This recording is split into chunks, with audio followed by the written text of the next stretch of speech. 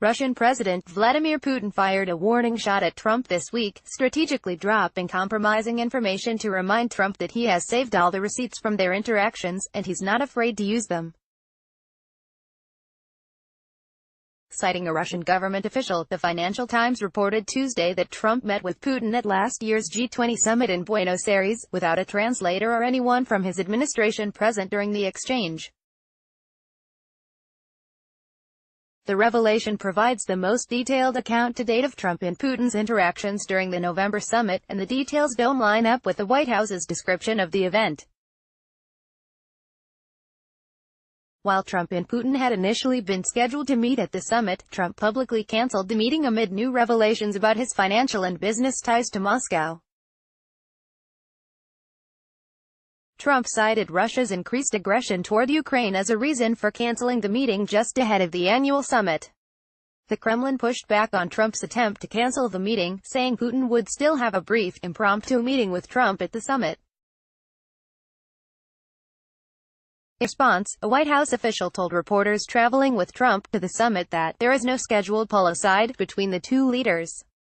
News reports after the event discussed Trump's interactions with other world leaders attending the summit, but did not mention any meetings with Putin. And although the White House acknowledged in a statement at the time that Trump and Putin had briefly exchanged words on the sidelines of the summit, the encounter was described as casual and unplanned, just one of a number of informal conversations with world leaders. But according to the new report, the meeting was not so brief, nor was it just a casual conversation. Speaking to the Financial Times, a Kremlin official said the meeting lasted upwards of 15 minutes, and included discussions about substantive issues including the conflict in Syria, as well as Russia's recent aggression toward Ukraine and seizure of 2 Ukrainian Navy vessels. Trump and Putin also discussed potential arrangements for a formal meeting, the Kremlin official said. Putin clearly had the upper hand during the exchange, as he was accompanied by a translator. Trump, meanwhile, was accompanied by Melania, and no one else. The 4 of them sat at a table and were among the last to leave, the Financial Times reported. None of this was disclosed by the White House, and the timing of the leak from the Kremlin comes just as the Russian government is publicly expressing its anger with the Trump administration for its position on recent events in Venezuela. The revelation that Trump and Putin discussed Syria policy is particularly damning.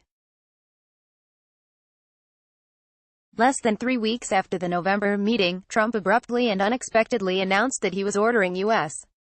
troops to withdraw from Syria, a move that stands to greatly benefit Putin, who praised Trump's decision, which Trump's own military and intelligence advisors had warned against. Since Trump was not accompanied by a note-taker or a translator, there is no way to know whether Trump's decision to pull U.S.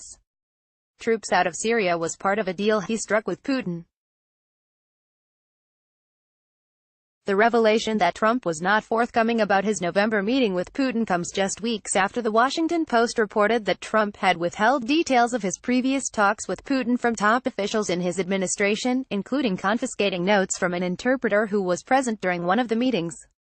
Trump has said he has the right to meet in private with world leaders, but this latest disclosure proves why that's such a dangerous idea, especially when that world leader is Putin. Published with permission of the American Independent.